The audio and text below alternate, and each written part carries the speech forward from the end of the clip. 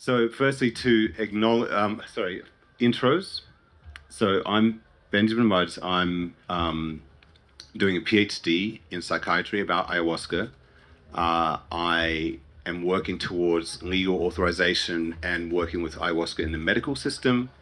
And I also serve kambo medicine, and I'm training to be an ayahuasca ceremony facilitator, hopefully in a legal framework. And we have Anya Oleksiuk, Hello. who is the formerly director of the Psychedelic Society of the UK, is a filmmaker doing a documentary about the psychedelic renaissance, and is now directing a new organization called Psy-Aware. And Emily Sinclair Hey. is also nearly finished her PhD about ayahuasca. Yeah. Well, hopefully, who's going to get there first? So, and is a mum who's got a cute little daughter running around, and was the author of the Chacruna guidelines about sexual abuse in ayahuasca ceremonies, and herself has worked in a lot of ayahuasca retreats in Peru, and has that understanding of the spiritual traditions, so on. Rob Coulson, as well as being a festival organizer of All About Love, he's also very experienced in ayahuasca and peyote and other ceremonies in the UK scene, going back about over 20 years, right? And is one of the founders of the new Ethnobotanical Safety and Research Alliance in the UK that's just starting up. And Farah Aljara. Hello. Is also one of the directors of ESRA, the Ethnobotanical Safety and Research Alliance, and she's also a solicitor who provides a lot of wisdom and guidance to this movement trying to get legal authorization for these medicine paths, as well as being a mum, and as well as being very experienced on the medicine path herself. Great. So, firstly, I really want to just acknowledge, we're all here for the medicine festival. So it's all about the medicine paths, meaning the sacred medicine paths that have come from indigenous traditions around the world and have, luckily for us, landed in this country. We have, like, ayahuasca there's been ceremonies going since the early to mid-90s. And peyote came soon after that, and of course there's this psilocybe fungi tradition in this country, and ibogas arrived and so on. So there is decades of these ceremonies have been happening. They've been happening very much underground, and you may or may not know about them, you may be looking for them. This entire festival was inspired by the council, the people who run and fund this. They themselves have had profound healing from these sacred medicines being done in proper sacred ceremonies, and that inspired them to share this wisdom and the energy and the blessings of that with the public. So to acknowledge those, and thank you very much. And so for me personally, I have a mental illness with suicidal tendencies, and I'm convinced that I wouldn't literally be not here alive. So I owe my life to ayahuasca. For me, that was my magic medicine.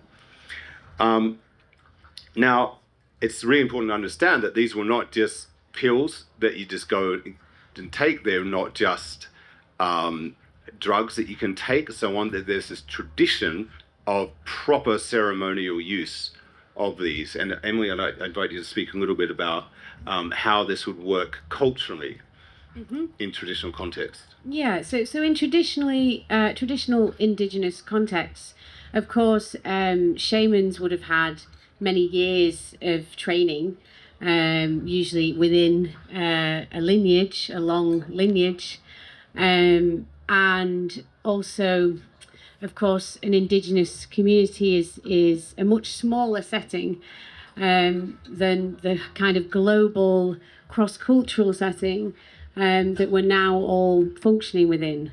So in that sense, they would gain respect and they would be checked by their community.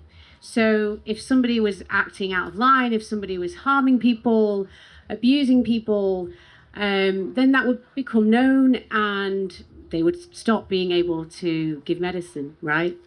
So the issue that we face with being in this global context is that, as I saw happening certainly out in Peru, you get individuals leaving those communities to work, in westernized settings.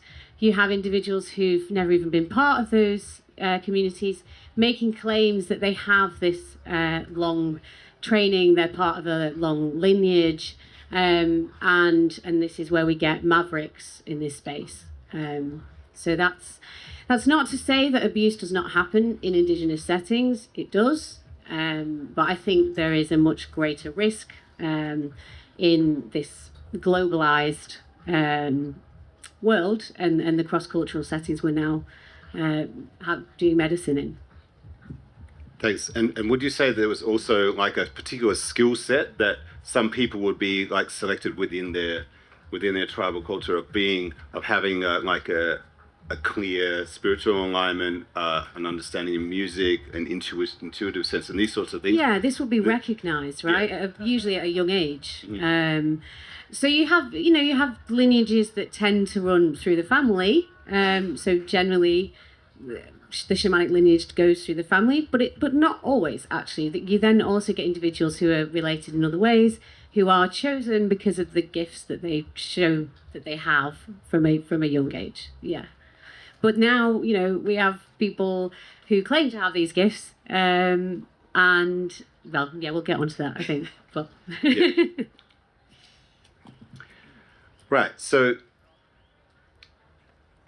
just to reiterate, these medicines, we're talking about ayahuasca, peyote, wachuma, psilocybin mushrooms of various kinds, iboga.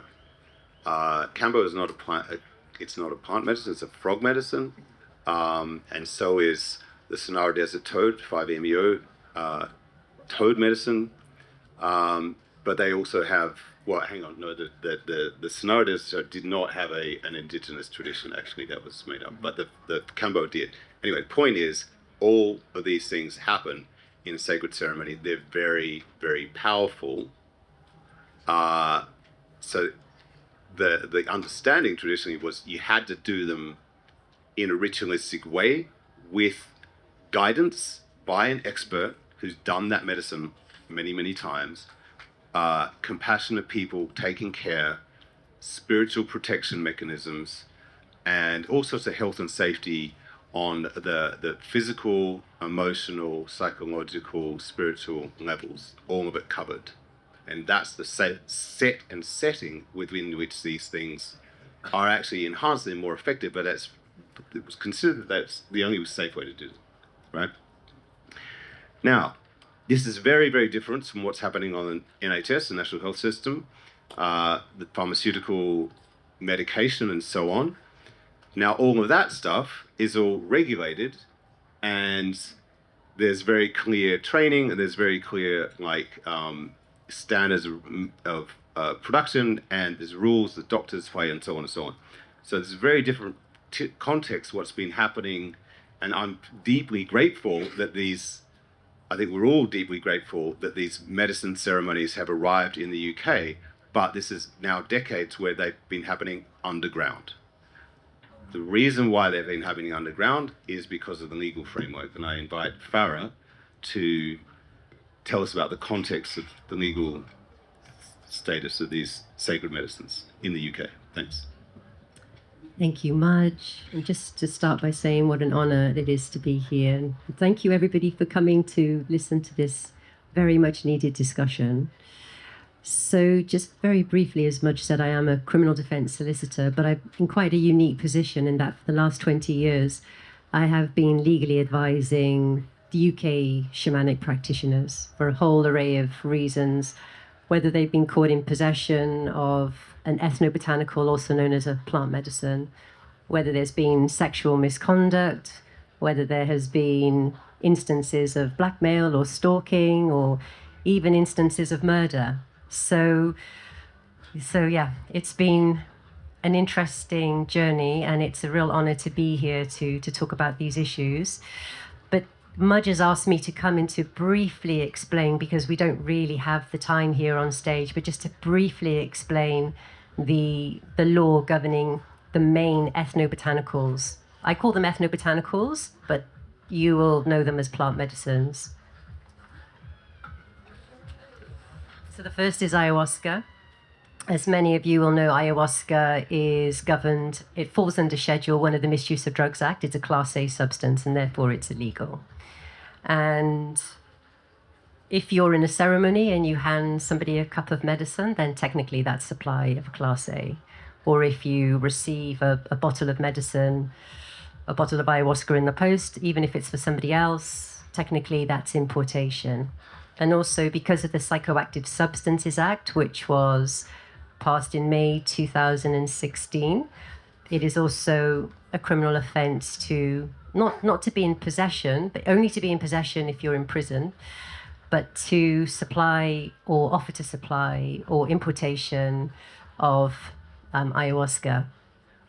So then moving on to peyote and San Pedro, slightly more complicated. Peyote and San Pedro contain mescaline, but for those of you that have the cacti in your home, you'll be pleased to know that in its botanical form, it is legal. Now, the question mark arises as to what happens when you turn the cacti into a powdered form, you prepare it in some way. And there was a case back in 2012 where it was successfully argued in the Court of Appeal that powdered San Pedro is not it is not a preparation, and so therefore it's legal to be in possession. However, the Psychoactive Substances Act, that would make it illegal if you were to work with it as a medicine. So moving on to iboga. Iboga contains psychoactive alkaloids, and although it's not regulated under the Misuse of Drugs Act, it would be regulated under the Psychoactive Substances Act. This might be a little bit dry for some of you, so I'll be as quick as I possibly can. It's not the juiciest part of the talk. I've been given the short straw here. Psilocybin, fresh mushrooms, dried mushrooms, don't pick them, they're illegal. Thank you. Bufo. Many of you will know that the toad secretes a poisonous venom that contains very powerful psychedelics. Those psychedelics, one of which is 5-MeO-DMT, that falls under Class A of the Misuse of Drugs Act, and also will fall under the Psychoactive Substances Act. I was asked today to also talk about the other 5-MeO medicines out there. If it doesn't have DMT, it won't fall under the Misuse of Drugs Act, but you have to be careful that it doesn't fall under the Psychoactive Substances Act. And that's the legal part done.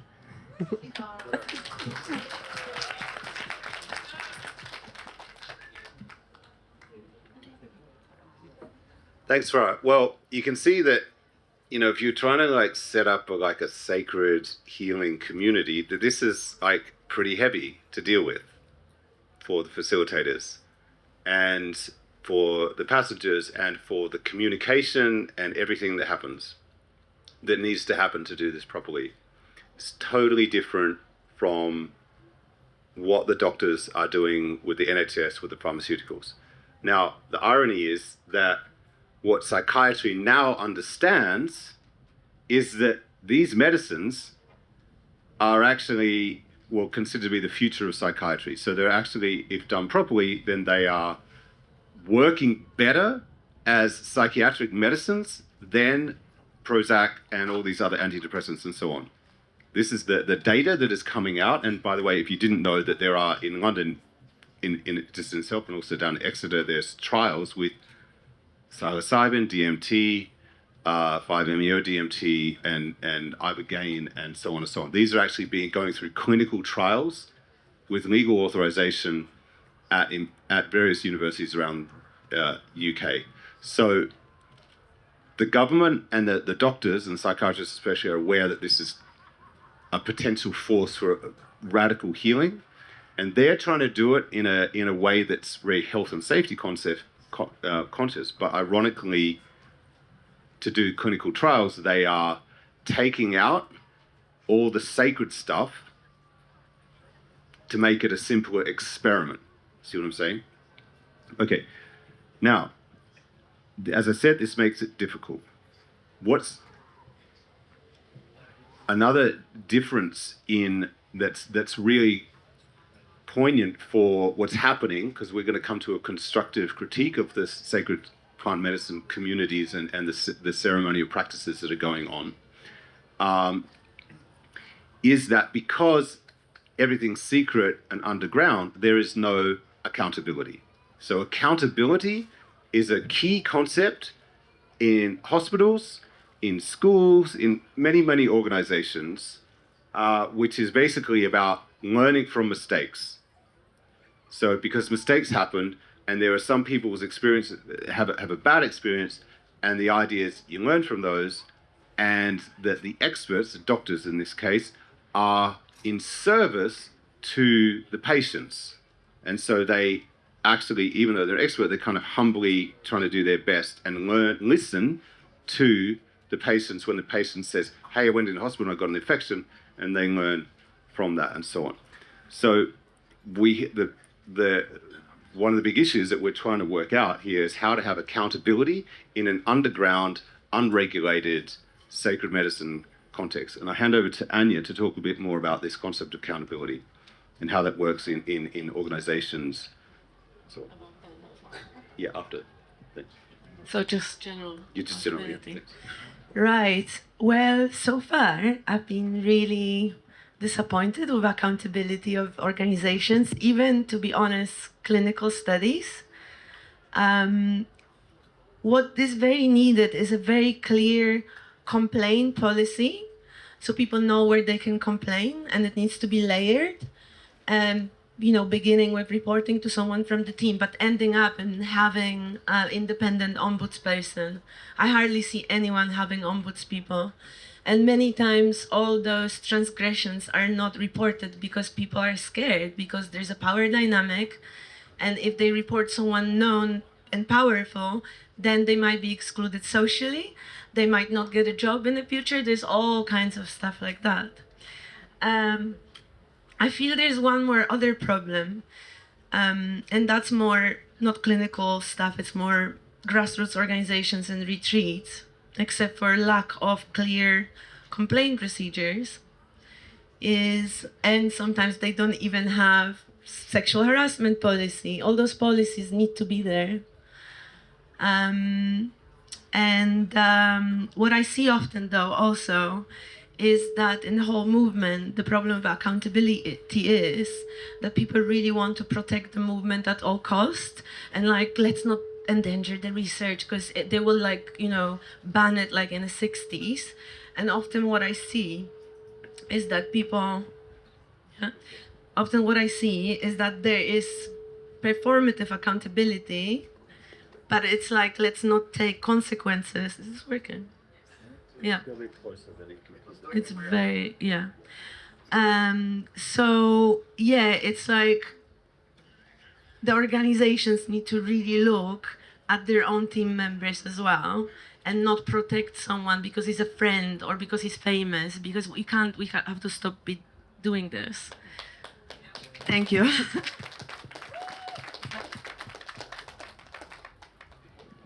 Now, an interesting case in point comes back to the last time I was speaking on the Advalia stage. I was on another panel together with Dr. Ben Sessa. And so Dr.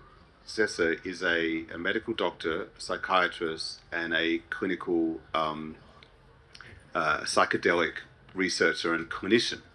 Now, so he, as part of the training, as all doctors do, and all psychologists and all psychotherapists, and so on and so on, went through a training process that included a whole bunch of conduct rules, and signing off, yes, I'm going to stick to the rules, gets the certificate, and then that certificate can be taken away by a tribunal when someone's out of order. So in the case of Ben Sessa, so his date at the festival was his patient. So he had a sexual relationship with his patient, and then what happened? Yeah. One rule, no sex with patients. Before I answer this, just to say, the regulations, American Psychology Association's 2 years, you cannot get into relationship with your former patient. In the UK, it says you should never get into sexual relationship with your patient. You need to wait 2 years to be friends with your therapist or former patients. With sexual relationships, the only way they allow this is when a supervisor and a group of peers agree that this is fine to do. And there's no other way. So as you see, I mean, with Ben Sessa, who a lot of people know and respect, and he's one of the pioneers of psychedelic renaissance, and we all loved him a lot. He broke one of the core agreements, conditions of his work. He entered into a relationship with a patient who was really unstable, had multiple psychiatric diagnoses, and only 3 months after quitting therapy with her, after a few months, she unfortunately committed suicide. What happened later, her parents reported this to the tribunal, there was investigation, there was a hearing that I attended, and Ben was suspended in the end for 12 months. So maybe that's not enough. Maybe it is. That's not for me to judge. But there was a system where you could report things and that would be looked into. And even if he gets, his license back, he might never get insurance. So that does affect, it makes changes. And we don't really have that in the retreats and sacred ceremonies that much because we don't have those networks of peers or supervision. They don't have any supervision. They don't have, some do, but it's not a generic thing, is it? That's what the organizations were trying to work this out, how to have these safe structures in place so that everyone at this festival can safely enjoy and benefit from the therapeutic, spiritual, psychological healing potential of these sacred medicines. Yeah? So, but it's tricky. It's tricky to figure out how to do that when everything's underground, unregulated, and illegal, right? Thank you, Anya. Rob, I'd really like you to share your experience in these ceremonies and what you've seen, like people's needs are. So everyone has health and safety needs, and there's special kinds of psychological and spiritual needs that people, quite frankly, there's a lot of people go into them and they don't know that what they need, right? So they're naive to these ceremonies, and quite frankly, there's a lot of people going because it's trendy. And it's getting trendier and trendier with this festival. You see what I'm saying? But it's not simple. It's not straightforward. It's not going to take an pill, and it's certainly not going to a dance party. It's not going to a concert. It's something very profound that happens to people. And Rob, I'd like you to share your experience there. Sure. Sorry. Thank you. I guess I'd start by sharing that a number of people have come to me before who, after an experience, have never had any screening or any aftercare at all. And only, many others who have only had basic questions asked and answered. And this puts participants, instantly at risk and in danger. And actually, which could have otherwise been easily avoided by spending as much time as possible with that person, and especially with those who have been, or come to do this for the first time, so that all questions can be answered and addressed, and that also all the information is given, around the dangers around participation and the risks involved. These plant medicines, they play out our deepest fears and our deepest fantasies. And if we know this beforehand, we'd not be so shocked when they come our way. And then we can be given specific instructions by facilitators and shamans on how to surrender and act within these experiences. Like for instance, to not go into battle with them, to give thanks, to see them as opportunities for new relationships with our trauma, our grief, and our fears. This is initiatory work. and traumas can easily get triggered. And I think when these traumas are triggered, it can feel very real, as if we're going back in time and re-experiencing the whole thing again, the whole scenario over again. So it's really important also to be given instructions on how to, what is known as how to separate the adult from the child, to find a new relationship with those traumas so that the same cycles don't repeat themselves and perpetuate again and again. But I would also say that there's, a number of shamans and people from all around, that there's many different methods and different approaches. So there's not one best way. There's many ways, but definitely shamans from the jungle work very differently to the people here. They carry different grief, different traumas, different culture, all kinds of different baggage. So we're very, very different to them. But I would say that when the shamans come over here from the jungle, one thing to really note is that they often don't speak English. They don't speak our language. And so they often rely upon other facilitators, organizers, who often aren't qualified to take care of screening and aftercare. And not only that, this can also then create little or, no interaction with the shaman beforehand. And that can also cause, unnecessary anxiety before the session. Thank you.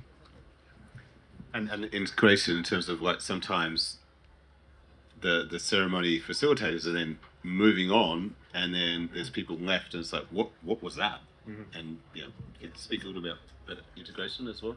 Sorry. Speak a little bit about integration as well. About integration. About the importance for integration and the importance of it. What it means. And yeah. I mean, I think I kind of just spoke about it really. I feel like I've kind of covered that. Yeah. I feel like that's been covered. Yeah. Thank you. So, did you want to? Yeah, just to say, in the Peruvian touristic context, sometimes part of the problem is that the Westerners actually stop the Western participants from communicating with the shaman. Mm-hmm. So they're kind of, usually because they want to uphold a romanticized version of the shaman's culture, or for many reasons, they keep the participants away from the shamans. So just a kind of another perspective on that, or a warning that happens too. And yeah, sometimes they would be up for actually being more involved with the participants than they sadly are. Yeah. And there is an emergence of training processes for this. There are courses about how to hold ceremonies safely, how to do integration. There are multiple books that are being published now. So there are plenty of training resources that are now available, and we're going to be talking about later on about how to pick and choose the safest facilitators for you to have your experience with. Yeah, and I just want to, because we've already talked about some heavy stuff and some dangers. It's not all bad for me. It's like that. This is like, there is some incredible things that are happening. There's so many stories of miraculous healing that are happening when these things are done properly. Yeah, and then you can have a room full of people, and you can some people are having an amazing experience, and they go home fine, and there are other people who fall between the cracks, and they're not taken care of, and even in the same ceremony, they can walk away traumatized or triggered or deeply confused about some traumatic event in their history, in their psychological history that's come up, and they don't have the resources to deal with that. So it's a mix, and what we're trying to work toward is like how to have frameworks so that's consistently therapeutic and efficacious in a way that medicine and psychotherapy and so on aim at having standards of treatment efficacy, right? You with me? Okay. Next thing I want to talk about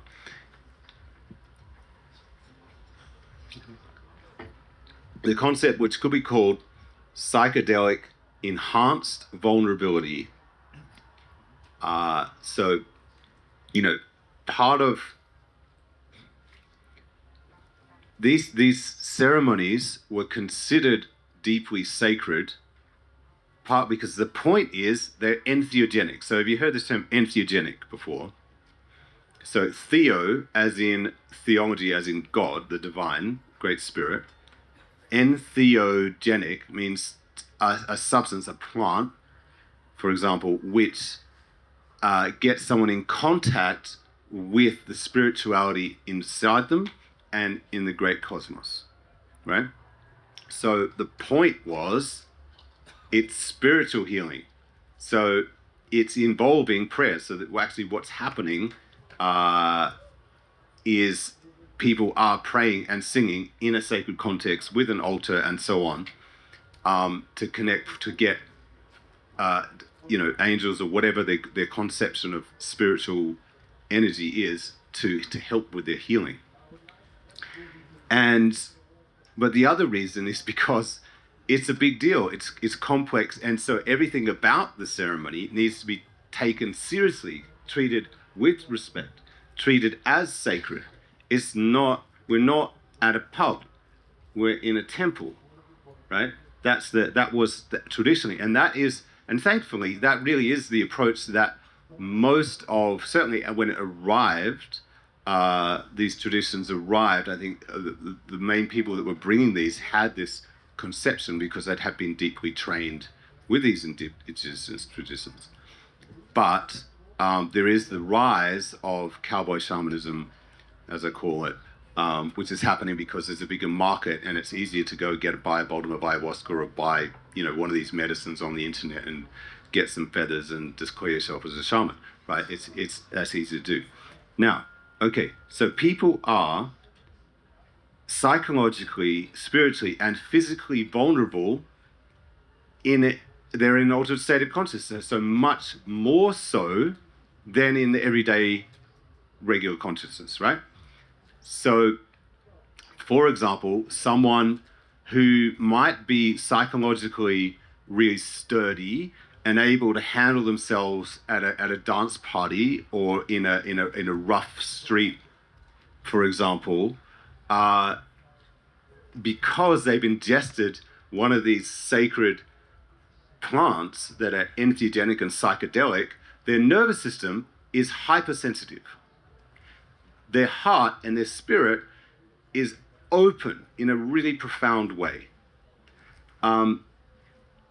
And their psyche is programmable. Now that's actually all a good thing if it is a properly held sacred ceremony where it's all love and solidarity and community and support. And things like, singing like, you are the child of the divine mother and father of the cosmos, that kind of neuro-linguistic programming sinks in a really deep way. And that's a fantastic thing. It can be profoundly healing. However, if there is any act of aggression or abuse in that context, when someone is open and suggestible and vulnerable, enhanced by these medicines, that is deeply damaging in a way that's not on a normal day. So it cuts deeper. Insults, aggression cut deeper and do deeper damage to the psyche and also spiritually. And people can get really, really messed up by that. Hence, it's an enormous responsibility to be a ceremony facilitator. And for the crew to be able to be trained to take care of people too. Yeah.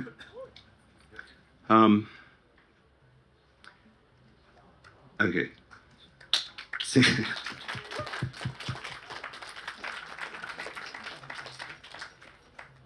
Now, an interesting anecdote from Canada, where Madrina Jessica Rochester has got a legally authorized ayahuasca church. So it's a similar legal system, Canada, UK, and they got a license. But one of the questions in the many years of negotiations, okay, so what are you going to do? The government asked the church, so what are you going to do about the sexual predators? We know they're out there, they're everywhere. They're in the yoga world, they're in every thing. How are you going to handle this? And so there is, unfortunately, it's not happening everywhere, but it's certainly it's happening in the Amazon and in the UK, and Emily has actually done academic research interviewing people, and I'd like you to speak about that, please. Yeah, so my research focused on sexual abuse in ayahuasca contexts. My research was in Iquitos, Peru, which is the hub of ayahuasca tourism. But I did work with Chacruna and Chacruna Institute for Psychedelic Medicines, and we produced awareness guidelines for participants, and that spanned different contexts. So, working with researchers across contexts. So what we found is that sexual abuse occurs in all ayahuasca contexts, indigenous, mestizo, touristic, westernized, it's happening everywhere. It is mainly of female participants. And of course, as I think you touched on there, Mudge, when you go into certainly these healing spaces, and certainly a lot of the women that I interviewed who'd experienced sexual abuse, many of them were actually seeking healing for trauma from sexual abuse that they'd already suffered. So it's incredibly re-traumatizing. When we talk about sexual abuse in these spaces, we're discussing a wide spectrum of abuse. So from straightforward rape to molestation and invasive touching. This is the most common, certainly in ayahuasca contexts. Usually happens during healings, supposed healings, during ceremonies, and also following ceremonies, or in individual healings, supposedly individual healings outside of ceremonies in that wider context. To sexual harassment, lower level sexual harassment, including verbal sexual harassment, to conceivably consensual relations between the shaman or the facilitator and ceremonial participants. And that's something I think we're going to talk about in greater length next. Something I just want to also bring up from what you said, Mudge, is whilst, of course, what we've been talking about more widely is there being maverick shamans. I just want to point out that there are also shamans who are actually experienced healers and do commit abuse. So just because a shaman is well trained and can heal does not mean that they may not also abuse their patients. Thank you, Emily. Can I just add to that? By the way, there are precisely 0 indigenous traditions or church traditions or anything where there is some kind of valid so-called sexual healing performed on the psychedelic, so on the plant medicine, right? So some self-proclaimed shaman says, "Oh, I'm going to give you a sexual healing now," and I was trained in it. It's complete bullshit manipulation. Okay, so don't fall for that one.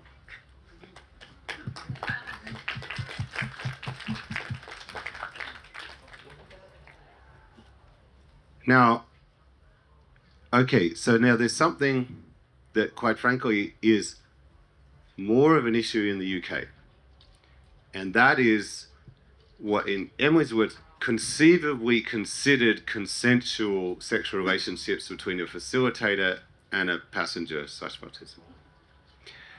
Now, okay, I want to speak to that. So, question: is it okay to sleep with your congregation? Is it okay for someone to sleep with the person they're kind of here, to have a sexual relationship with someone they're kind of here with? Well, hang on a minute. All right. Let's just deconstruct this whole concept of consent, right? So, there's various kinds of consent. One is tacit consent, and that's what you just kind of go along with without saying no, all right? You're just going along with it. Then there's other kinds of consent, which is like, well, okay, yes, so someone proposition someone at the end of a ceremony or the next day and say, oh yes, actually I would like to see it. And can you there is this phenomenon that needs to be addressed, and it's not responsibility, but I'm just saying there is a phenomenon where there is a kind of an awe. Can you speak to that, Farah, a little bit? An awe of the shaman on the guru status kind of thing. You know what the common. Oh, yeah. Great. So no, basically I was sharing with the group a couple of nights ago that I went to a talk a long time ago with Carmen Vicente. I don't know if any of you have met Carmen before. She's an Ecuadorian medicine woman and very, very strong, powerful woman. And she must be in her late 60s now, incredibly beautiful. So, she gets a lot of male attention, and she would regularly stand up on stage and say, and look at everybody in the audience and just tut and say to everybody, why are you putting the shamans on pedestals, and say, ah, oh, it's a shaman. Ah. And then she would be like, like, stop this idolizing, putting them on pedestals, because it actually creates, it's actually really not good for them. And it also can create problems in their communities as well, with jealousy and inflated egos, and this like a sort of like a rock star mentality, and just people like you and I, and they do incredible work, but let's just keep it grounded. And she was really, she still talks about it because she sees it. She's been seeing it for many, many years, and it continues. Okay, so thank you, Farah. So there is a phenomenon which is relatively common in the UK of male facilitators taking advantage of this awe that they get. Yeah. So that could be defined. So, his excuse can be, oh, but she said yes. So, but hang on a minute. Is that meaningful consent? So meaningful consent, informed consent, is when everyone's informed that, psychedelics are being ingested and they are easily persuadable and easily manipulated, easily taken advantage of. So in Californian law, even if she says yes, it's with the psychedelics involved, it's still defined as rape in Californian law. Now, that isn't the case here, but I'm inviting us, and I'm interested to hear people's response. If you understand, and I just have to say, by the way, almost every time this happens, there's a mess. And in worst case scenario, and this is why I try to do this talk, is a friend of mine who had a consensual, she said yes to some facilitator saying, I'll be your DMT shaman and your sexual healer, and was basically exchanging sex for DMT with her. And she ended up dying from suicide from this whole story. So that's what motivated me personally to do this. And that's kind of worst case scenario, but there's also various degrees of mess. And I'm wondering, do people understand this difference between tacit consent and meaningful consent? And I'm just interested in a show of hands, if this is like a representation, a quorum of our community, I invite the community, let's just have a policy. Let's just have a policy, no sex with the passengers. For the facilitator and the crew, just clearly no. And in alignment with psychotherapists, doctors, and there are like advisory organizations, for example, ICEAs and MAPS and so on, these organizations. So, well, at least stop the therapeutic relationship and wait at least 6 months. In Peru, sometimes it's 3 months, but not 3 hours. Right? So I'm wondering, how do people feel? Can we have a show of hands as a community? Can we just have a policy of no sex with the passengers? How do people feel about that? Can we turn the camera around, please? Is anyone? Yep. Yeah. just because I want this message, I'm going to send this video to a few people that I know they honestly don't get it. Or they at least say they don't get it. I don't know, but it's still happening. So that'd be great. I think there'd be a big evolution in our healing. It would make us so much safer for everyone. Thank you.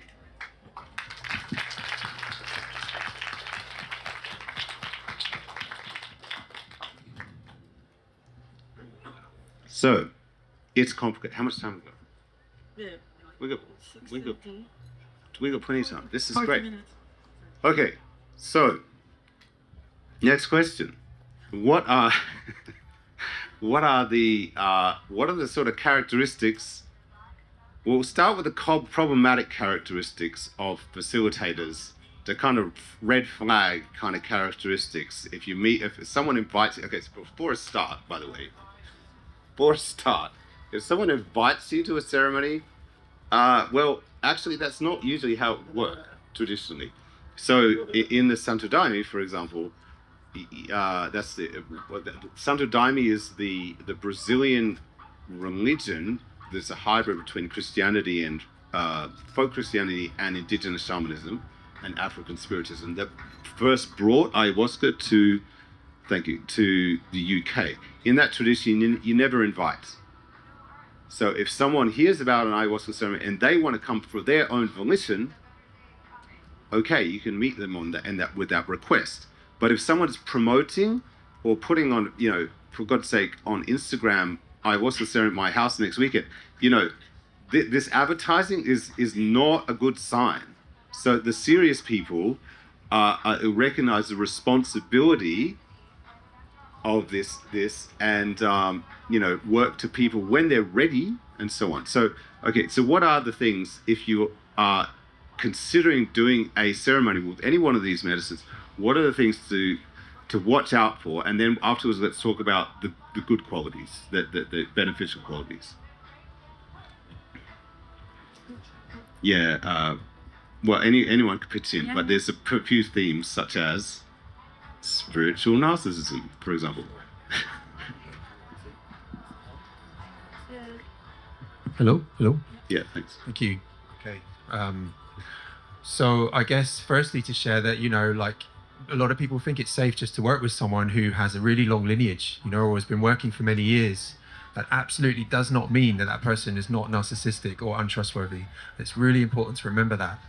People often go with the glory and they see, like you say, the feathers, the outfits, they see a long lineage of many, many generations and they think it's safe.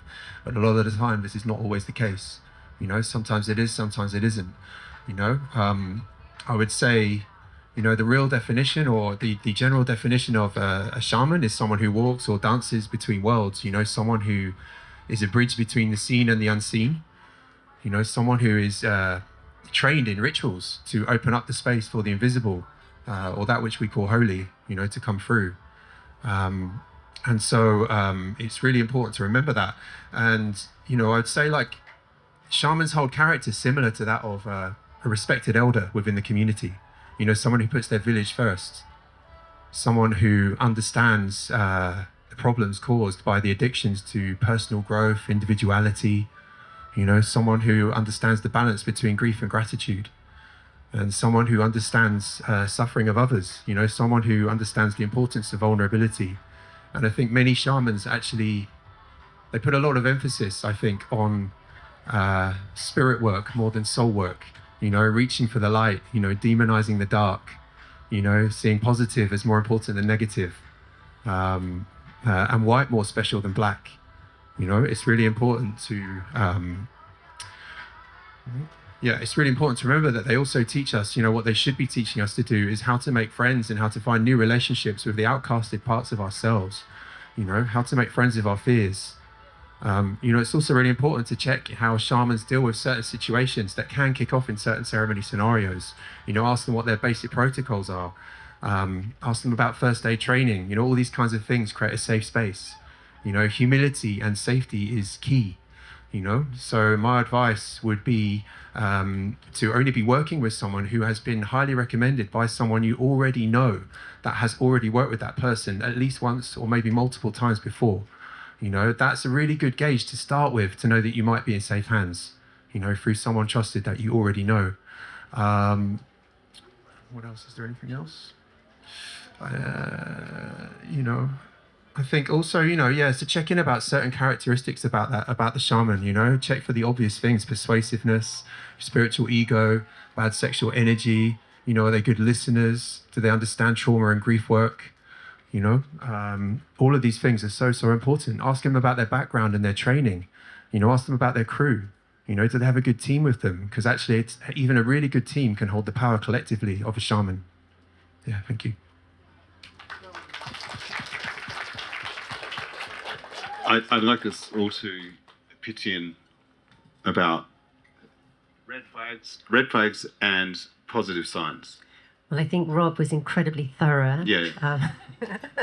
But for me, I would say, yeah, I think Rob covered this, but if a person is in their ego, and if there's a lack of humility, and if they're driven a lot by money, and just be careful of those that go off and to the jungle and they do a dieta or two and then come back and then they're a shaman and they're wearing all the right clothes and the feathers and beads and, you know, and yeah.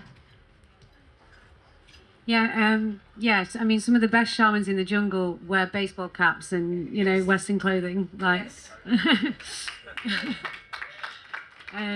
I would just add to that. They should ask. Do they ask you about?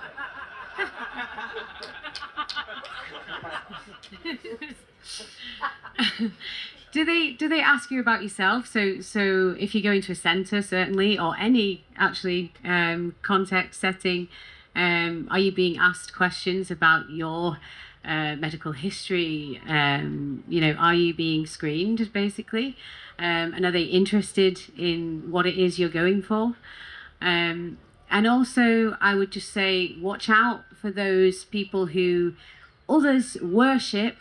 They might have, you know, crowds of people around them, and it's very clear that people look up to them. Do they tell people, you know, that they're not it? Do they stop that? Because certainly, you know, I've come across that a fair amount out in Peru, and the ones to watch are the ones that don't tell people, you know, to stop doing that, and what they're looking for is in them as much as it is in any of us, right? So yeah, I think you covered everything else really. Cool. Is this working? Hello? 1, 2, 3. Come, we got it. So all that has been said echo this. Also, just to be able to talk to the shaman or facilitator, because sometimes there's no screening, sometimes you don't meet them. And I don't know about you guys, but would you have like a surgery if you didn't meet the surgeon before? Because I wouldn't, but just thinking. But then, actually, Fireside, I don't know if you guys know what Fireside is. They have a helpline for people, mostly in America, but I know they want to spread to UK and Europe. If you have a bad trip or you went to a retreat and it was, you know, you experienced transgressions or even bad trips, whatever, you can call them and it's like a hotline you can speak to experienced people. And they just release few questions to ask every facilitator. So in person, ideally, I mean, on Zoom or whatever, is like, what do you think about touching during the experience? Is it appropriate to touch genitalia? Is it appropriate to touch someone's leg? Like, tell me. Did you ever have sexual experiences with your clients before? What kind of training did you have, and are you trauma-informed? What kind of plans, and Rob mentioned that, what kind of plans for adverse effects do you have? Do you have any disciplinary and legal history where you ever reported to police before? What do you think about power dynamics and accountability? Who appointed you? What is your network, or what is your peer support? And last one, what do you know about contraindications and testing? Because I swear I've met people who've been giving people MDMA for 30 years and didn't know that you can get a serotonin syndrome from MDMA, and it shocked me. So it's very normal. Thank you. Thanks, Anya. So just decided to add a few things there. So, key question. Please tell me exactly what is in this medicine you're about to give me, who made it and where did it come from? Okay, so I'm going to go through a few of the different medicines. Peyote is a cactus that is incredibly rare and endangered, and it grows in this very specific area of basically northern Mexico, southern Texas. And that is like fundamental sacrament to the Huartica and a few other tribes. So it's the fundamental to their spirituality going back probably thousands of years. So I think they should get first dibs on the medicine, and personally, wouldn't you say? And kind of just because because there's a Western market for this, who will pay more for it, is it okay to over-harvest that from the desert and deprive the original culture from having their own? I mean, that's a no-brainer, right? Yes. Okay.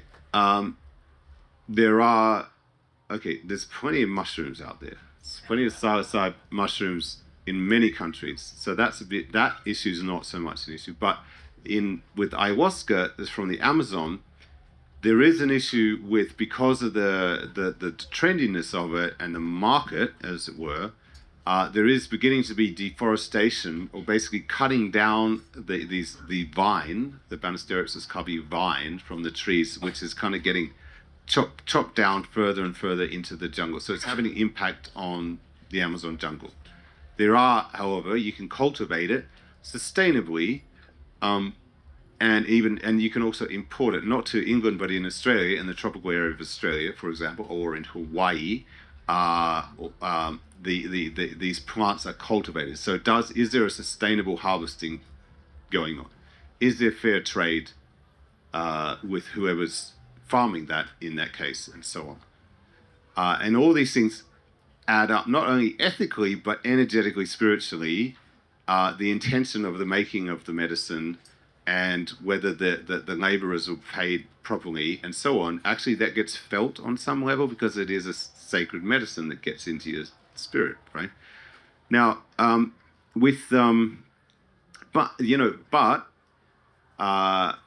in case it's not obvious, these are very powerful, you could call them natural psychiatric medicines, which have a big impact on human brain chemistry, neurobiology, and there are some people for whom it tips them over the edge into possibly psychosis, or spiritual emergency, or mania, or paranoia, or flashbacks, or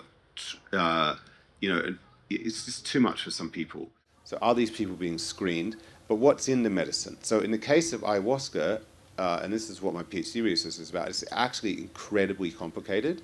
So, and while there are 2 plants that have had clinical trials showing their safety, which is namely Banisteriopsis caapi and Psychotria viridis, the reality of the medicine that's being served in this country, that's being called ayahuasca, basically tastes the same. It's brown and tastes terrible, but you can't really tell what's in it. And there are actually a whole bunch, up to the research has shown 15 plus different kinds of plants that are actually going into this. And some of them, it's kind of like spiking it to make more visual patterns, pretty patterns that people are looking for, one of which is called the Datura plant.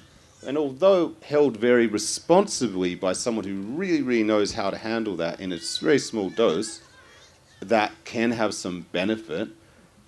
But for anyone with a tendency to psychosis, bad news. And for actually, quite frankly, a lot of people who would not normally get psychotic can become psychotic if they take that. So what is in the medicine? And it's like, I don't know. I bought it on the internet. It's like, this is not a safe answer. Go find someone else.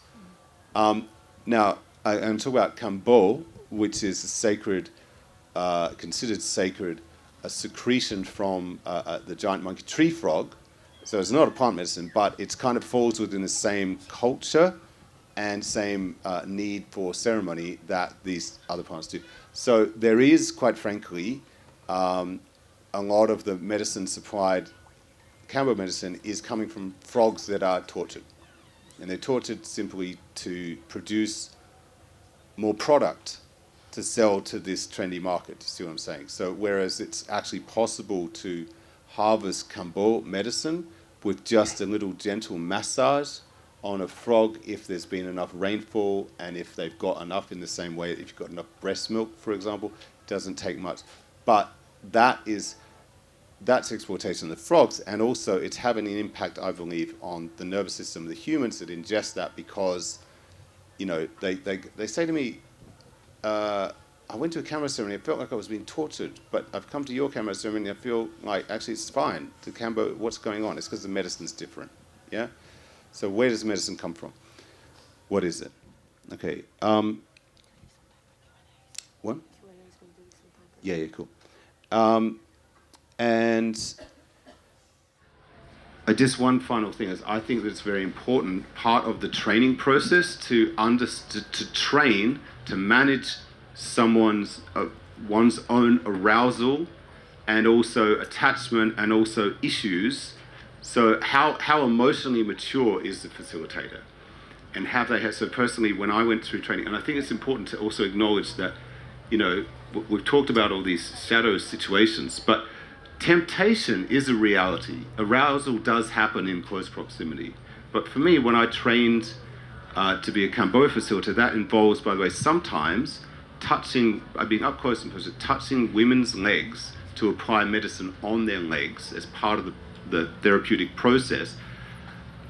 But, you know, it's like how to manage that energetically so that she feels completely safe. And so she isn't totally safe, but also energetically feels safe. So I think, like, awareness, it's not just awareness of the energies of the cosmos, but it's awareness of your own energies and how you're impacting the space. And this is something I think is important to be part of the training process and to look out for. Any other last minute, like, good signs? I mean, you know, humbleness, absolutely.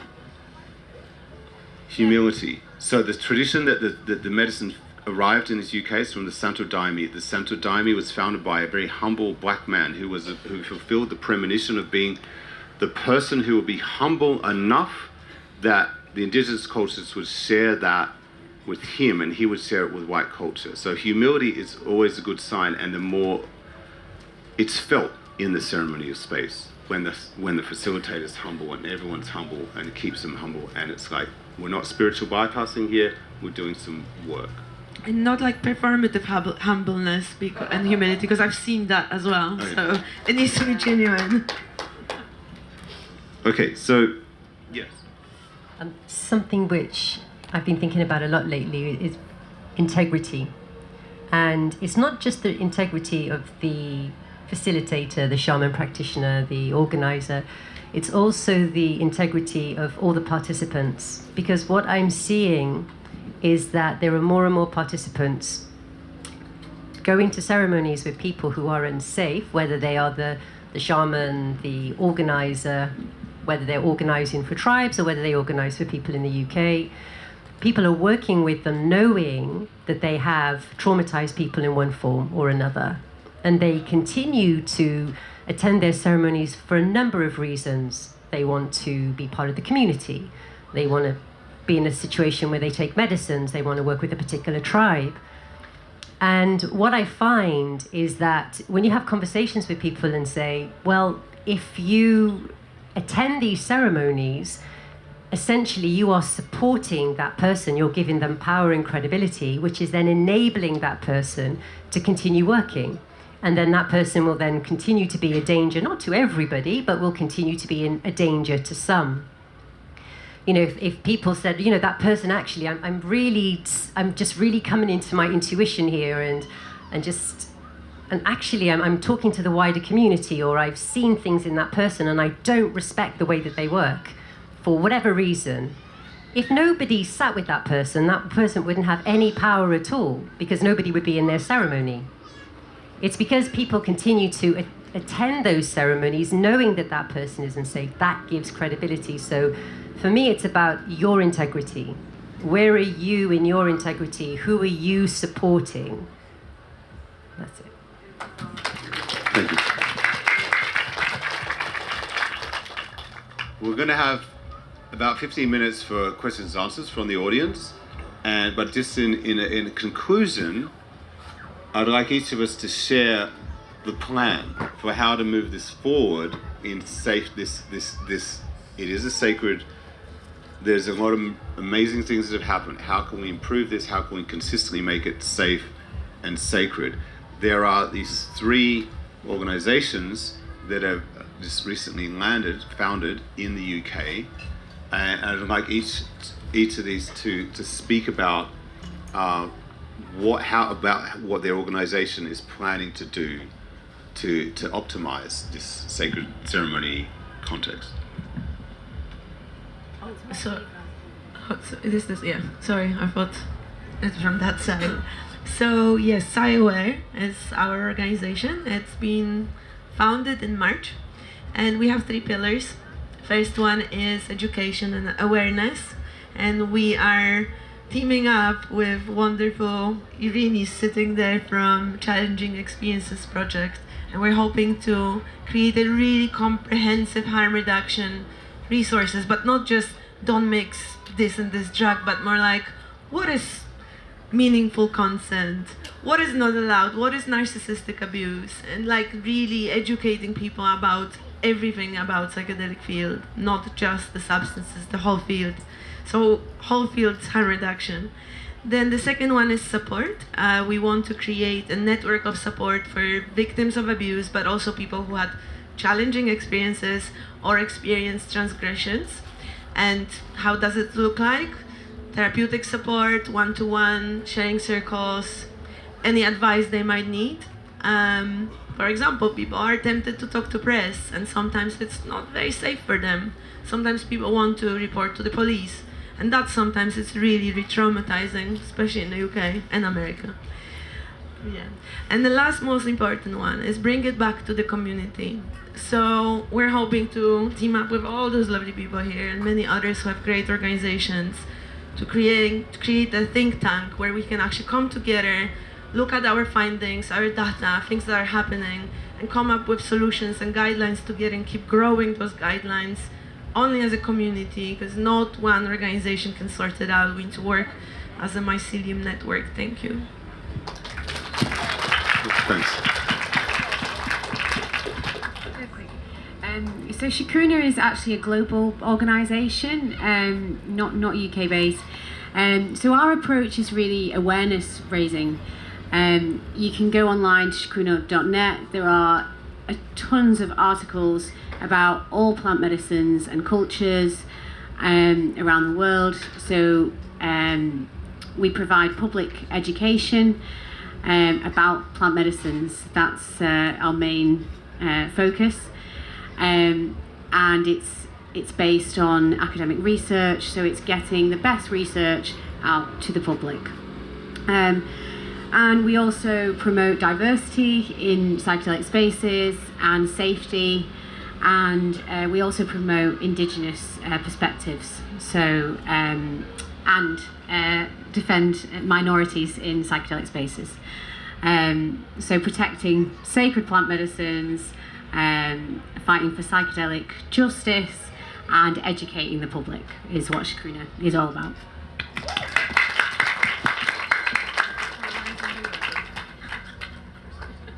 So Rob and I, we are part of an organization. We're the co-founders of a organization called ESRA, the Ethnobotanical Safety and Research Alliance, and we launched yesterday. We're already on stage talking about it. It's mad. It's been many years in the making, but this last year we've been really on it, and we're very similar actually to PsyAware. We are an educational platform for harm reduction in the plant medicine community, but we focus on shamanic practitioners, shamanism, UK shamanism, and we have a council, a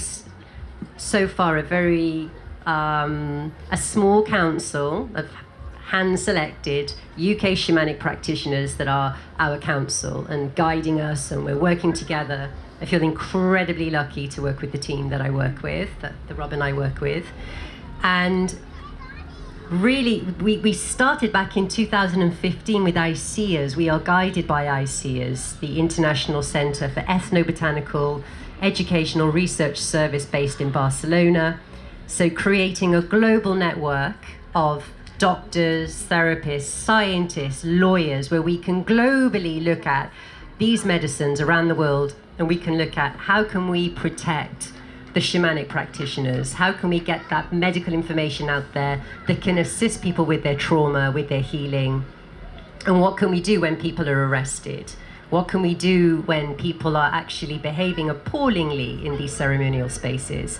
There's an incredible organization, and so Ezra is now part of, because we are affiliated with ICEAS, we are also part of this global network that ICEAS have been creating, where there's other organizations in different countries that are forming, that are gathering themselves and creating these organizations with a view to hopefully one day in the future lobby the governments to say, we are a recognized, responsible profession. We've created protocols, codes of conduct as to how we should behave. There are training programs that people can take, which means that they will become professional shamanic practitioners. There's a recognized body similar to the General Medical Council, which will hold these shamanic practitioners accountable. So if a shamanic practitioner traumatizes somebody in the space, they will be held accountable. They will go before the equivalent to the General Medical Council and will have to answer to them. And they may lose their license. And then the hope would be that one day in the future, we can create safety in the community. But not only do we create safety, is that we help to eliminate the bad actors. And it's huge. It's a huge task, because in the UK, I feel that we're so draconian in so many ways legally. And we're really behind the curve in relation to other countries in the world. And we have an uphill struggle, especially for the shamanic practitioners, because it's different for those therapists who are psychedelic assisted therapists, who are trained as psychotherapists, that will get their medicines from big pharma, that work in clinics. The shamanic practitioners are a completely different breed, and it's really important that they don't get their medicines from big pharma, because you cannot take ayahuasca, put it in a lab, change the molecular structure and say that is ayahuasca. That is not ayahuasca. You know, you can't. You're taking the spirit out of this incredible plant, and the whole point is to be working with this the most beautiful spirit, the spirits of these plants. We can't synthesize them. We have got so many ideas, from helplines to helping to help people mediate all different problems in the community, to looking at research, medical, scientific. There's so much to do. It's a huge calling. If I overthink it, it's a little overwhelming. So many things. There are so many things we could talk about. I also would just say it's no accident that, you know, only just today I've met Emily and Anya, and that we've all just set up a similar organisations at exactly the same time is no accident. You know, it shows how badly this is needed right now in these times. So it's really good to meet you guys, and I hope we can collaborate in the future. You know, thank you. Thank you so much, everyone. So, questions? We're all up for answering them. Thank you to Christabel with the mics. Hello. Thank you so much for such an informative talk. I have two questions. One is, theoretically speaking, what's your advice for a psychedelic facilitator who works underground to put in place the accountability system for themselves? And if you have an opinion on what's the minimum accountability that should be in place, and maybe what's the ideal accountability system. And the second question is, what are the best ways to start advocating for safety within our communities? How can we lead this work locally in our communities? Thank you so much. I can take the first one. So very clear complaint procedure, reporting procedure is a must. Like, people need to know where to complain, and again, it needs to be layered. So it needs to end up with independent ombudsperson, someone who's not a friend or advisor, someone completely detached. Not the facilitator themselves. Not the if you complain, you facilitator have themselves. to be able to complain about the facilitator to someone other than the facilitator. And the other thing is, though, that we need peer support. Like, only see this, like, normal therapists have peer support and supervision all the time, because we're just human and we make mistakes, and they need to just, check with others what is okay, what is not. And something like that is very important. There's no accountability if there's no other professionals talking to you about what you do.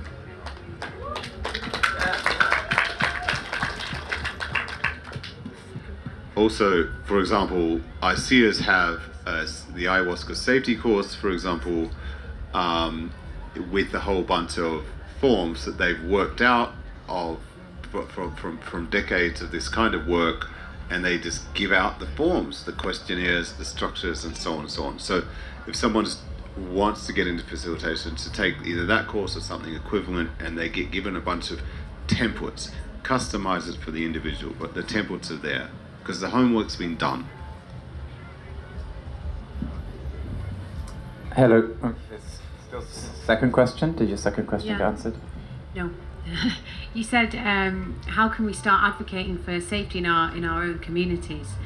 Yeah, good question.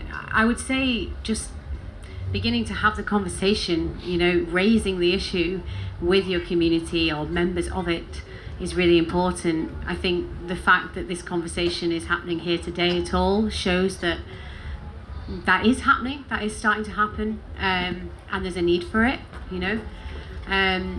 So yeah, raising the issue. I think you find that other people also have concerns, and that's kind of where to start. Also, referencing organisations such as Shakruna, ICEAs, and all of the UK, all of Psyware, sorry, and Ezra. For information about safety and sharing that with your local community is helpful. And and just also what you guys can do, you can email psychedelic conferences and festivals and tell them you want more harm reduction talks, because really this is it. Like, I went to ICPR, International Conference for Psychedelic Research, I think 3 times, and last 2 there was hardly any harm reduction. This year there was many talks. Challenging Experiences Project did a wonderful talk. There was loads of talking on the stage and behind the scenes about harm reduction, abuse, transgression. So it's happening already, and we will definitely keep talking about it. So yes, and please keep supporting us indeed. Thank you. And I'll just add to that we can consider this as a big tribe, and that in a tribal context, there would be shared values and community discussion. So we've deliberately providing you with a bunch of theoretical frameworks, health and safety information, what we consider to be ethical and unethical and so on, and we invite you to please go out and talk about this, about what you've learned today, and to speak up. So although it's tricky because we need to protect the legal fragility of these sacred ceremonies, we can't just have sweeping under the carpet, no conversation at all. So we need to have peer-to-peer community sharing of values and speaking up. Please speak up. Just because they're on the pedestal and they're a facilitator does not mean you can't do some constructive critique of the behavior. Please do that. It's for every individual, but it's also for the movement as a whole. And what a beautiful movement we have here, right? So let's keep it sacred and let's scale it up in a healthy way together. Yeah.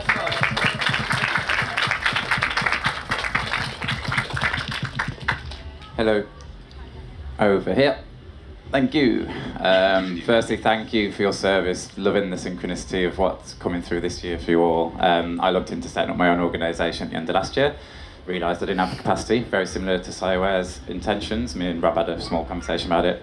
One thing that came up for me often in the community I lead and the circles I walk within the medicine community was a resistance to system and a resistance to an idea I had around facilitation chartering and having like an accreditation system such as Ezra approved facilitator or things like that, as a way just to kind of get co-creation, decentralization, and around what are the codes of conduct and what are the pieces, and everyone seemed to have a very individual relationship to doing the medicine work. And I just wondered what your view is on that experience and how to progress collaboration within the community on this sort of work. I think, in a nutshell, practitioners have to also bear in mind that they are in a very underground scene committing criminal offences, okay, which they face long custodial sentences. And it gets to a point where I think it's just now the question of, you may not want to abide by any rules, but we don't live in a society that is completely lawless and with no rules. There has to come a point where we have to come together as a community and say, well, actually, there does need to be a governing body, because you can't expect to go to a GP and not that GP not be properly qualified, and to not, you would want your GP to be governed by the General Medical Council. And we're moving in this direction, and what we're trying to do with Ezra is that we've had a number of meetings since 2015 where we've brought the different UK shamanic practitioners together, to get them all in the same room to say that, okay, we need to work together and we need to draft protocols for safety in terms of screening, better practice, integration, what to do if XYZ were to happen. And there's always going to be those people that say, I don't want to be any part of this, I don't want to be part of this system. And it's a choice. They don't have to be. They can continue to work underground.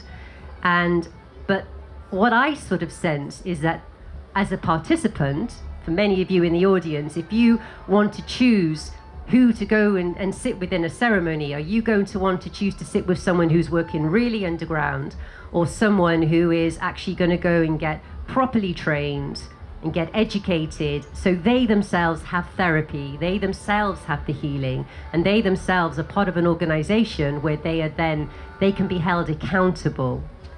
And yeah, it's an uphill struggle, as I've said, but we just have to try and find a way of moving forward, and safety is the absolute paramount consideration. Safety for everybody.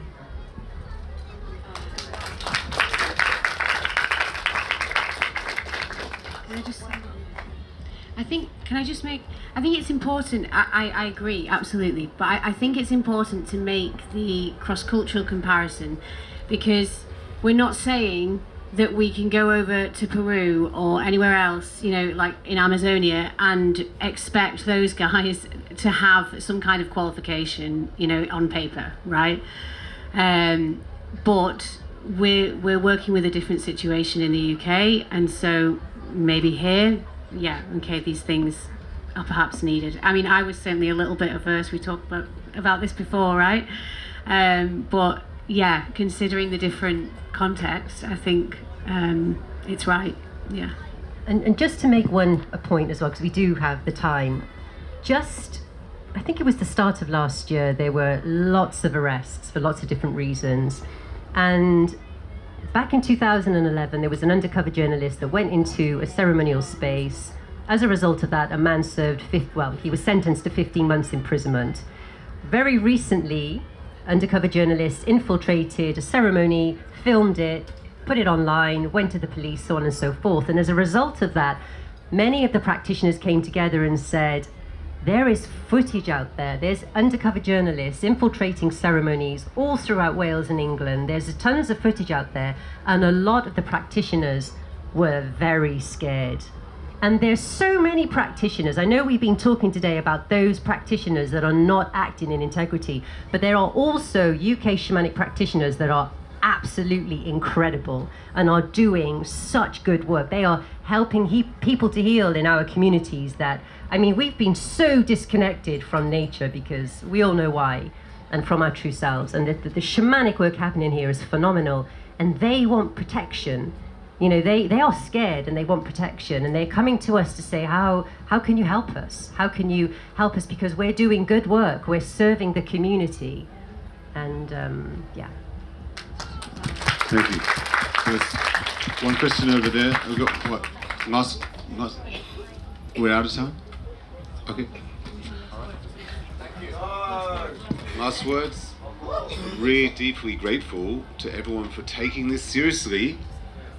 And let's, as I say, let's share this information such that this can grow, this can be kept safe and sacred, and people like me can avoid suicide and all these other massive things that are happening with spiritual education, wisdom, guidance, creativity, and so on. It is happening. There is so much potential. There are so many people working who are impeccable with their integrity.